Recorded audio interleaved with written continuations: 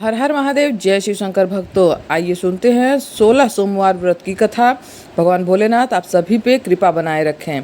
सनातन हिंदू धर्म में व्रत और पूजा का विशेष महत्व माना गया है। ऐसे में आपने कई बार सुना होगा 16 सोमवार व्रत का नाम, जो मुख्यतः कुंवारी कन्याएं अपने विवाह की आशा से भगवान भोलेनाथ को प्रसन्न करने के लिए रखती हैं।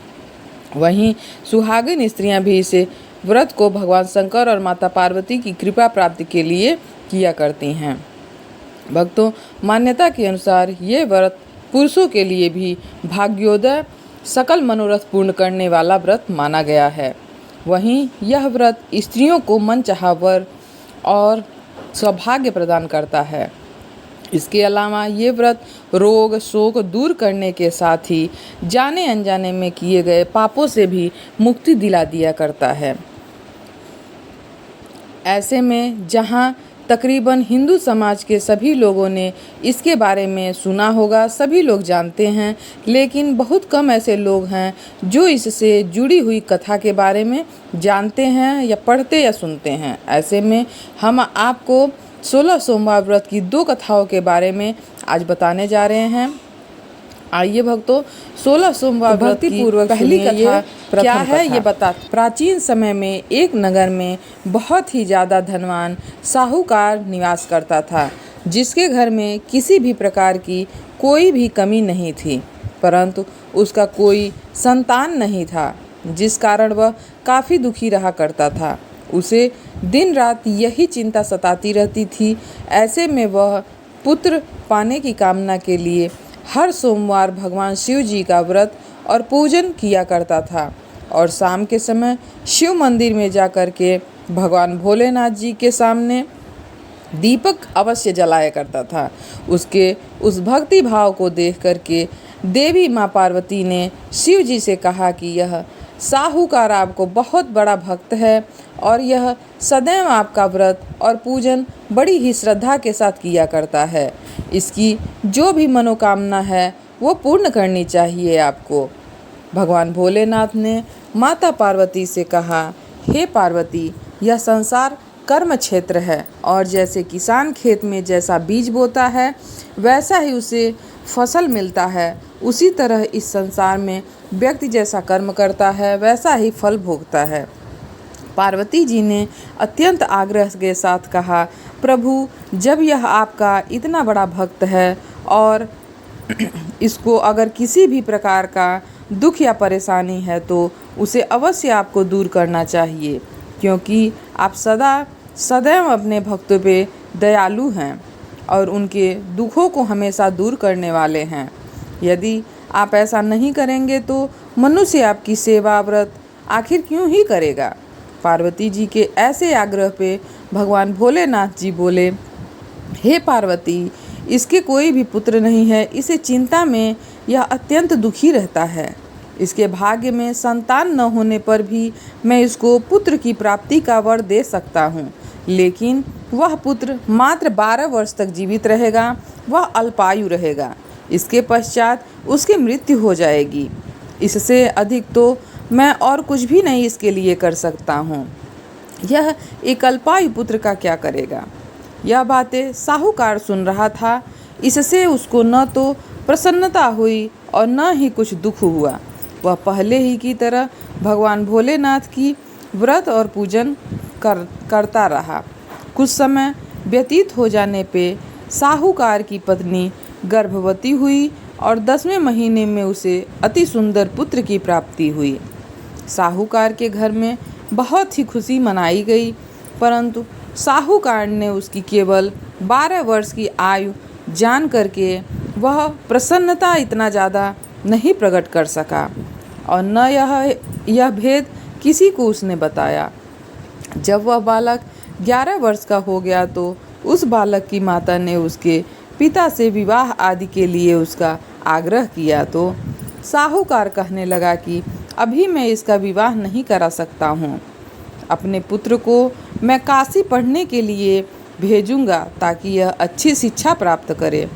फिर साहूकार ने बालक के मामा को बुलाकर उसको बहुत सारा धन दिया और कहा, तुम इस बालक को लेकर काशी जी में पढ़ाने के लिए ले जाओ और रास्ते में जिस स्थान पे जाओ यज्ञ और ब्राह्मणों को भोजन अवश्य कराते जाना।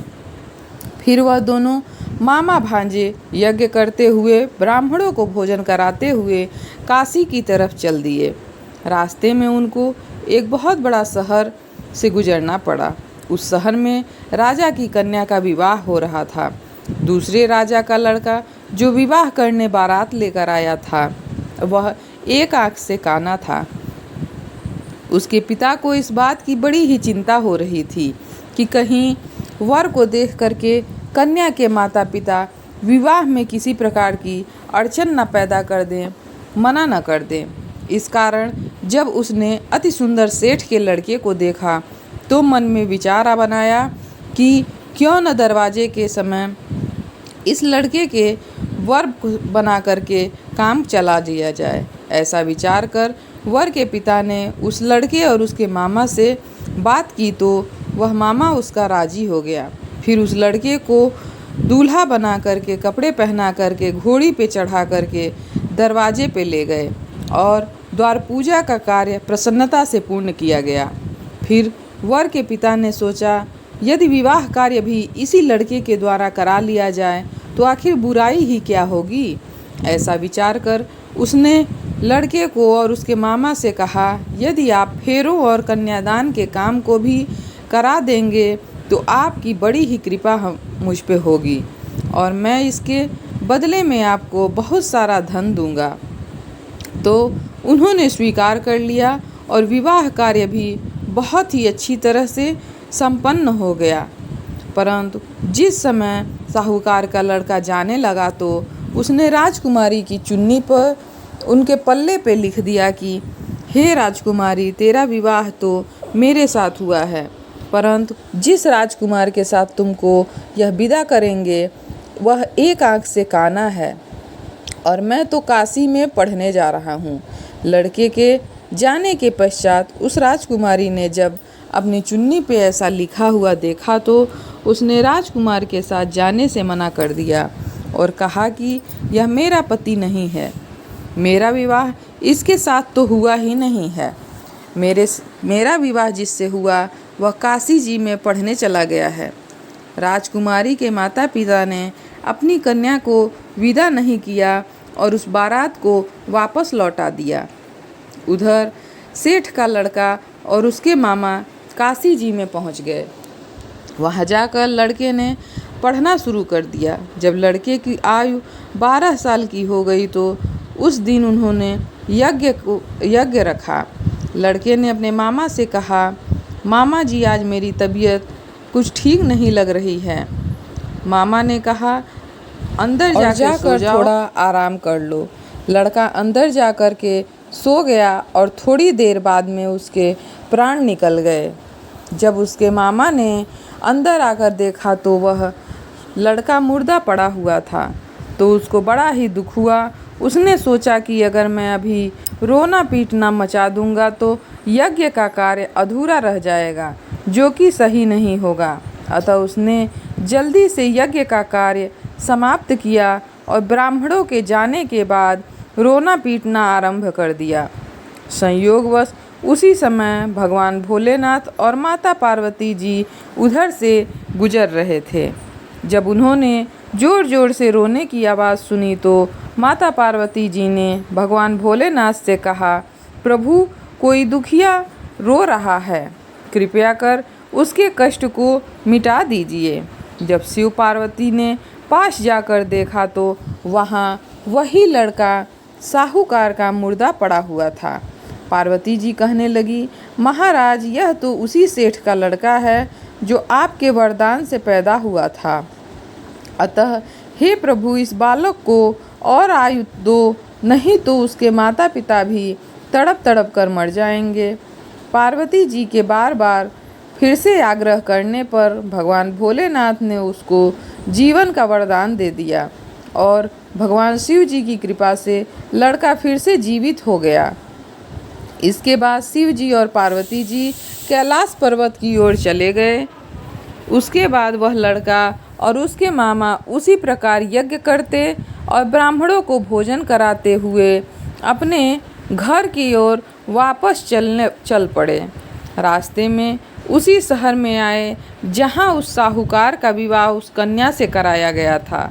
वहां पर आकर उन्होंने यज्ञ आरंभ कर दिया तो उस लड़के के ससुर ने उसको पहचान लिया। उसने अपने महल में ले जाकर के उसकी बड़ी खातिरदारी की, साथ ही बहुत से दास दासियों के सहित आदरपूर्वक अपनी लड़की और उस जमाई को विदा किया। जब वह अपने शहर के निकट आए तो मामा ने कहा कि पहले मैं तुम्हारे घर जाकर यह खबर कर आता हूँ। जब उस लड़के का मामा घर पहुँचा तो लड़के के माता पिता घर की छत पे बैठे हुए थे और यह प्रण करके रखा था कि यदि हमारा पुत्र सकुशल लौट आया तो हम राजी खुशी नीचे आएंगे, नहीं तो यहीं से कूदकर अपने प्राण त्याग देंगे। इतने में उस लड़के के मामा ने आकर यह समाचार उनको दिया कि आपका पुत्र वापस आ गया है। तो उन दोनों को विश्वास नहीं आया। तब उसके मामा ने शपथपूर्वक कहा कि आपका पुत्र अपनी पत्नी के साथ बहुत सारा धन लेकर के वापस लौट रहा है। तो सेठ ने आनंद के साथ उसका स्वागत किया और बड़ी प्रसन्नता के साथ वह रहने लगे। माना जाता है कि इसी प्रकार से जो कोई भी सोमवार के व्रत को धारण करता है या करता है अथवा इस कथा को पढ़ता है या सुनता है, उसकी समस्त मनोकामनाएं पूर्ण हो जाती हैं। भोलेनाथ उस पर अपनी कृपा बनाए रखते हैं। आइए भक्तों, 16 सोमवार व्रत की जो दूसरी कथा है वो भी सुन लीजिए।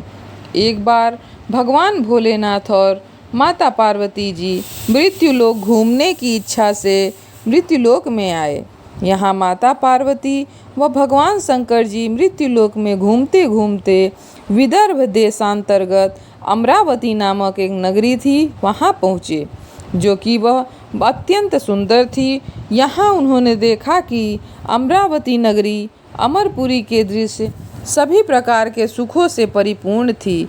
उस नगरी में राजा द्वारा बनवाया हुआ बहुत ही सुंदर भगवान भोलेनाथ जी का एक मंदिर भी था। उस मंदिर में भगवान भोलेनाथ और माता पार्वती निवास करने लगे। एक दिन माता पार्वती जी ने भोलेनाथ से कहा, प्रभु आज तो हम और तुम दोनों चौसर का पासा खेलेंगे। शंकर जी ने माता पार्वती जी की बात मान ली और चौसर खेलने के लिए चले गए। उसी समय मंदिर का पुजारी ब्राह्मण जो था मंदिर में पूजा करने के लिए आया हुआ था। माता ने ब्राह्मण को देख करके एक प्रश्न किया कि पुजारी जी बताओ कि इस बाजी में दोनों में से किसकी जीत होगी और किसकी हार होगी। ब्राह्मण ने बिना सोचे समझे कहा कि भगवान भोलेनाथ ही जीतेंगे। कुछ समय पश्चात बाजी जब समाप्त हुई तो माता पार्वती जी की विजय हो गई। उसके बाद माता पार्वती को ब्राह्मण के झूठ बोलने पे अत्यंत क्रोध आ गया और उसे उन्होंने कोढ़ी होने का श्राप दे दिया। भगवान भोलेनाथ के बहुत समझाने के बाद भी माता नहीं मानी और दोनों वहाँ से चले गए। कुछ समय बाद उस ब्राह्मण पुजारी को कोढ़ होने लगा और धीरे धीरे उसके सारे शरीर में कोढ़ फैल गया। ऐसे में वह बहुत ही परेशान और बहुत ही दुखी रहने लगा। इस तरह कई दिन बीत गए। फिर एक दिन देवलोक की अप्सराएं शिव जी की पूजा करने उसी मंदिर में आईं। अप्सराओं ने उस पुजारी के कष्ट को देखकर बड़े ही दया भाव से उसके रोगी होने का कारण पूछने लगीं। तब उस पुजारी जी ने अपने पर बीती हुई सारी बातें निसंकोच होकर उन अप्सराओं को सुना दी। यह सुनकर वो अप्सराएं बोली, हे ब्राह्मण, तुम दुखी मत हो। भगवान भोलेनाथ जी आपके सभी कष्टों को दूर कर देंगे, परंतु तुम्हें श्रेष्ठ 16 सोमवार के व्रत पूरे विधि विधान और भक्ति भाव से पूरे 16 सोमवार करने होंगे और 17वें सोमवार के दिन पाव सेर पवित्र गेहूं के आटे की जो बाटी बनाएं, उसके बाद घी और गुड़ मिलाकर चूरमा बनाकर भगवान शिव जी को प्रसाद चढ़ाना और बाकी के प्रसाद को मंदिर में उपस्थित जो भी भक्त हों उनमें बांट देना। ऐसा करने से आपकी सभी मनोकामनाएं पूर्ण होंगी, दुख दूर हो जाएगा। ऐसा कहकर अप्सराएं देवलोक को चली गईं। ब्राह्मण भी यथाविधि 16 सोमवार व्रत करने लगा। ऐसे में भगवान भोलेनाथ की कृपा से धीरे धीरे ब्राह्मण पुजारी जो था उसकी कोढ़ से मुक्ति होने लगा। कुछ समय बाद भगवान शंकर जी और माता पार्वती जी फिर से उसी मंदिर में पधारे। तब माता ने उस ब्राह्मण को रोग मुक्ति होने का कारण पूछा, तो ब्राह्मण ने माता को 16 सोमवार के व्रत के बारे में विस्तार से बता दिया। ब्राह्मण की बात सुनकर माता पार्वती जी बहुत ही प्रसन्न हुई और उस पुजारी से 16 सोमवार व्रत की विधि पूछने लगीं। उसी दिन से माता भगवती भी 16 सोमवार व्रत रखने लगीं और लगातार 16 व्रत किया। ऐसे में उनकी मनोकामनाएं पूर्ण हुई। उनके रूठे हुए पुत्र स्वामी कार्तिकेय जी स्वयं ही माता के आज्ञाकारी हो गए। फिर एक दिन कार्तिकेय को अपना विचार परिवर्तन होने का रहस्य जानने की इच्छा हुई और वह अपनी माता के पास आए और बोले कि हे माता, आपने ऐसा क्या उपाय किया था जिससे मेरा मन आपकी ओर आकर्षित हो गया और मैं आपके पास वापस आ गया। तब माता पार्वती जी ने उसे 16 सोमवार व्रत की कथा सुनाई। तब कार्तिकेय ने अपनी माता से कहा कि इस व्रत को मैं भी करूँगा, क्योंकि मेरा प्रिय मित्र ब्राह्मण दुखी दिल से परदेश गया है। हमें उससे मिलने की बहुत ही इच्छा हो रही है। फिर कार्तिकेय जी ने भी 16 सोमवार व्रत के पूरे विधि विधान से पूजन किया और उनकी भी इच्छा पूर्ण हो गई। उन्हें अपना प्रिय मित्र वापस मिल गया। तब उसने मित्र ने इस आकस्मिक मिलन के भेद के बारे में कार्तिकेय जी से पूछा। तो कार्तिकेय जी उससे बोले, हे मित्र, हमने तुम्हारे मिलने की इच्छा करके 16 सोमवार के व्रत किए थे। अब तो उस ब्राह्मण के मित्र हो अपने विवाह की बड़ी ही इच्छा हुई और वह भी 16 सोमवार व्रत पूरे विधि विधान से करने लगा। एक दिन वह किसी काम से विदेश को चला गया और वहाँ के राजा ने अपनी पुत्री का स्वयंवर रखा था। उस राजा ने राजकुमारी के विवाह के लिए यह शर्त रखी थी कि जिस राजकुमार के गले में सब प्रकार के श्रृंगारित हथनी माला डालेगी, मैं उसी के साथ अपनी बेटी का विवाह करवाऊंगा। भगवान भोलेनाथ की कृपा से ब्राह्मण भी उसी स्वयंवर को देखने के लिए जा कर के एक ओर बैठा हुआ था। उसी समय हथनी वहाँ पर आई और उस ब्राह्मण के गले में जयमाला डाल दी। इस तरह राजा की प्रतिज्ञा के अनुसार बड़ी ही धूमधाम के साथ वह अपनी पुत्री का विवाह उस ब्राह्मण के साथ पूरे विधि विधान से करा दिया और उसे बहुत सारा धन देकर सम्मान पूर्वक उसको संतुष्ट किया और वो दोनों सुखपूर्वक रहने लगे। एक दिन उस राजकुमारी ने अपने पति से पूछा कि हे स्वामी, आपने ऐसा कौन सा पुण्य किया था जो हथनी ने सभी राजकुमारों को छोड़ करके आपके गले में ही जयमाला डाली। तब ब्राह्मण बोला, हे प्राण प्रिय, मैंने अपने प्रिय मित्र कार्तिकेय जी के कथा अनुसार 16 सोमवार का व्रत किया था, जिसके प्रभाव से मुझे तुम जैसी रूपवान पत्नी मिली है। इस व्रत की महिमा सुनकर के राजकन्या को बड़ा आश्चर्य हुआ और वह भी पुत्र कामना के लिए 16 सोमवार व्रत करने लगी। इसके बाद भगवान भोलेनाथ से पुत्र कामना की प्राप्ति करने लगी वह कन्या। शिव जी की कृपा से कुछ समय पश्चात ही उसके गर्भ से एक अति सुंदर, सुशील और धर्मात्मा तथा एक विद्वान पुत्र का जन्म हुआ।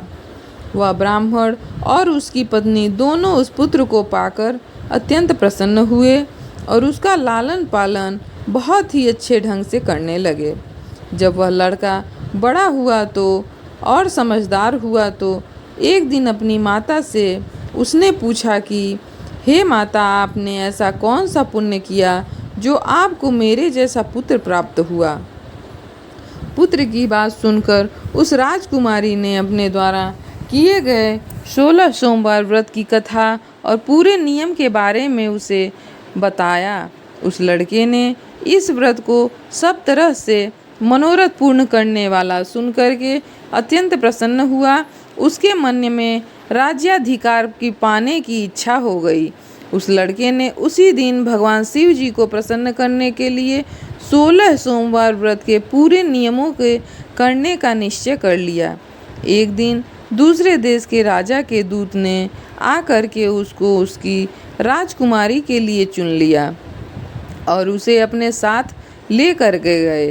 राजा ने अपनी राजकुमारी का विवाह उस लड़के के साथ करा दिया। धीरे धीरे राजा वृद्ध हो गया और उसके लिए राजकाज संभालना मुश्किल सा हो गया। उसने अपने दामाद का राज्य तिलक करा दिया और वहाँ का वही राजा घोषित कर दिया गया। इस तरह ब्राह्मण पुत्र राजा बनकर भी यह व्रत करता ही रहा। जब 17वां सोमवार व्रत आया तो उसने अपनी रानी से सभी सामग्रियों सहित भगवान भोलेनाथ जी के मंदिर आने को कहा, किंतु रानी मंदिर नहीं गई और उसने अपने दास दासियों को पूजा की सामग्री लेकर मंदिर को भेज दिया। राजा ने पूरे विधि विधान के साथ भगवान शिव जी की पूजना अर्चना करी और कथा सुनी। जब वह वहाँ से जाने लगा तो उसने सुना कि आकाशवाणी से एक आवाज़ आई और उसने कहा, हे राजा, अपनी इस रानी को राजमहल से निकाल दे, नहीं तो ये तेरा सर्वनाश कर देगी।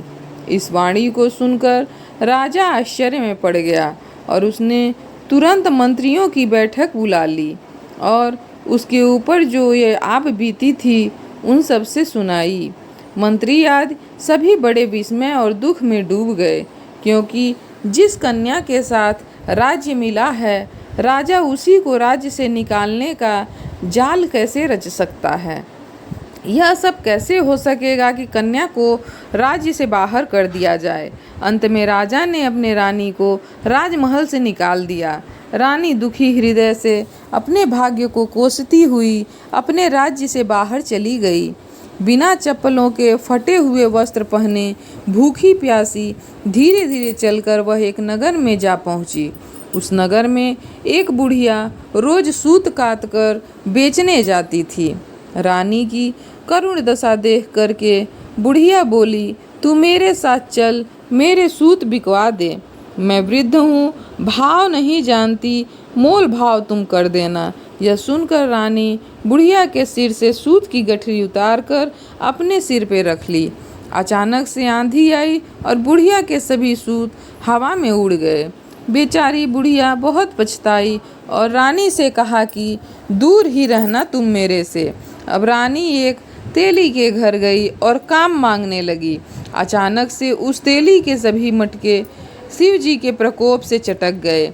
ऐसा दशा देखकर उस तेली ने रानी को अपने घर से भगा दिया। इस प्रकार रानी अत्यंत दुखी होती हुई एक नदी के तट पे गई और देखा कि नदी अचानक ही सूख गई।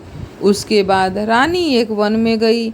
वहाँ जाकर उसने एक सरोवर देखा और वह पानी पीने के लिए सरोवर की सीढ़ी से नीचे उतरने लगी और पानी पीने के लिए जैसे ही अपने हाथों को आगे बढ़ाया तो उसने देखा कि सरोवर का पानी नीलकमल के सदृश जल असंख्य कीड़े से गंदा हो गया है। रानी ने अपने भाग्य का दोषारोपण करते हुए कोसते हुए खुद को उस सरोवर का जल पीकर अपनी प्यास बुझाई। आराम करने के लिए एक पेड़ के शीतल छाया में वह विश्राम करने के लिए लेटी तो देखा कि उस पेड़ की सभी पत्तियां नीचे झड़ गई हैं। ऐसे में रानी जिस पेड़ के नीचे जाती उसी पेड़ की पत्तियां अपने आप ही झड़ जाती। वन, सरोवर और पेड़ों की ऐसी दशा देख करके गाय चराते हुए ग्वालों ने अपने गुसाई जी से सभी ये बातें बता दी। गुसाई जी ने आदेशानुसार ग्वाले रानी को पकड़ करके गुसाई जी के पास लेकर के आए। रानी की मुख कांति और शरीर की शोभा देखकर गुसाई जान गए कि यह कोई विधि की गति की मारी कुलीन अबला हो गई है। ऐसा सोचकर गुसाई जी ने रानी से कहा, हे पुत्री, मैं तुमको पुत्री समान रखूंगा। तुम मेरे आश्रम में ही रहो और मैं तुम्हें किसी प्रकार का कष्ट नहीं होने दूंगा। गुसाई जी ऐसे वचन सुन करके रानी को थोड़ा धीरज मिला और वह उसी आश्रम में ही निवास करने लगी। आश्रम में रानी खाना बनाती तो उसके खाने में कीड़े पड़ जाते। जब वह पानी भर के लाती तो उसमें भी कीड़े ही कीड़े हो जाते थे। अब तो गुसाई जी भी बहुत दुखी हो गए और रानी से बोला कि बेटी, तेरे पर कौन से देवता का इतना बड़ा कोप है जिससे तेरी यह दशा हो गई है। गुसाई जी की बात सुनकर रानी ने कहा कि अपने पति के साथ भगवान शिव जी की पूजा में नहीं जा पाई मैं, और वह पूरी बात बताई कि वह नहीं मंदिर को गई। रानी की बात सुनकर गुसाई जी ने उसे इस कोप से मुक्ति होने के लिए 16 सोमवार व्रत की कथा पूरे विधि विधान से करने को कहा। गुसाई जी की बात सुनकर वह प्रत्येक सोमवार का व्रत पूरे नियमों से करने लगी। जब रानी के पूरे 16 सोमवार का व्रत पूरे हो गए और जब उसने 17वें सोमवार का व्रत किया और रोज की तरह भगवान भोलेनाथ की पूजा कर रही थीं, तो भगवान शिव जी के प्रभाव से राजा के मन में अपनी रानी का विचार पुनः उत्पन्न हो गया और सोचा कि मेरी रानी को गए हुए बहुत समय बीत गया है, न जाने वह कहाँ कहाँ भटकती होगी, मुझे उसे ढूंढना चाहिए। राजा ने यह सोचकर अपनी रानी की तलाश में चारों दिशाओं में अपने सैनिक को भेजा। सैनिक अपनी रानी को ढूंढते हुए गुसाई जी के आश्रम में जा पहुँचे। सैनिक अपनी रानी को वहां पा करके उस गुसाई जी से अपनी रानी को साथ भेजने के लिए निवेदन किया, किंतु गुसाई जी ने उन सब से मना कर दिया और सैनिक चुपचाप वापस लौट गए। राजा को सभी बातें बताईं। तब राजा स्वयं रानी को लेने गुसाई जी के आश्रम पर आए और पुजारी से प्रार्थना करने लगे, हे महाराज, जो देवी आपके आश्रम में रहती है वह मेरी ही पत्नी है। शिव जी के कोप से मैंने इसका त्याग कर दिया था। अब इस पर से भगवान शिव जी का कोप शांत हो गया है, इसलिए मैं इसे लेने के लिए आया हूँ। आपकी आज्ञा हो तो मैं इसे वापस लेके जा सकता हूँ। गुसाई जी ने राजा के वचनों को सत्य समझ करके रानी को राजा के साथ जाने की आज्ञा दे दी। गुसाई जी की आज्ञा पाकर रानी अपने पति के साथ अपने राज्य को चल दिए। रानी के आने की खबर पाकर राज्य के सभी निवासी अनेक प्रकार के बाजे बजाने लगे। नगर के दरवाजे पर तोरण बंदरवारों से विधि विधान से नगर को सजाने लगे। नगर में घर घर में मंगल गान होने लगे। पंडितों ने विविध वेद मंत्रों का उच्चारण करके अपनी रानी का स्वागत किया। इस प्रकार से रानी ने अपनी राजधानी में पुनः प्रवेश किया। राजा ने अपने रानी के आने की खुशी में ब्राह्मणों को बुला करके उनके अनेक प्रकार के दान दे करके संतुष्ट किया। याचकों को धन धान्य दिया और पूरी नगरी में जगह जगह सदा व्रत खुलवाए, जहाँ भूखों और गरीबों को खाना मिलने लगा। इस प्रकार राजा रानी भगवान भोलेनाथ जी की कृपा से सभी प्रकार के सुख भोगते हुए 16 सोमवार व्रत की कथा करते हुए अंत समय में अनेक प्रकार को सुख को भोगते हुए शिवपुरी को पधारे। इसी कारण कहते हैं कि जो भी मनुष्य भगवान भोलेनाथ जी की भक्ति मन वचन कर्म द्वारा 16 सोमवार के व्रत को पूरे विधि विधान से करेगा, वह इस मृत्यु लोक से समस्त दुखों को भोग करके अंत में भगवान के चरणों में शिवपुरी को प्राप्त हो जाएगा और इस व्रत के करने से सबके मनोरथ भी पूर्ण हो जाएंगे। हर हर महादेव, जय शिव शंकर। भक्तों, वीडियो पसंद आए तो लाइक और शेयर करिएगा। चैनल पर नए हैं तो सब्सक्राइब कर लीजिएगा। कमेंट में ओम नमः शिवाय लिखना ना भूलिएगा। भगवान भोलेनाथ आप सभी लोगों की मनोकामना पूर्ण करें। स्वस्थ रहें, मस्त रहें।